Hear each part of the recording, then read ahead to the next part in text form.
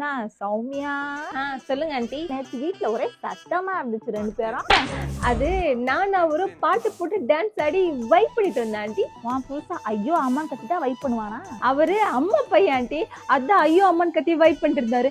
நான் வரேன் ஆண்டி.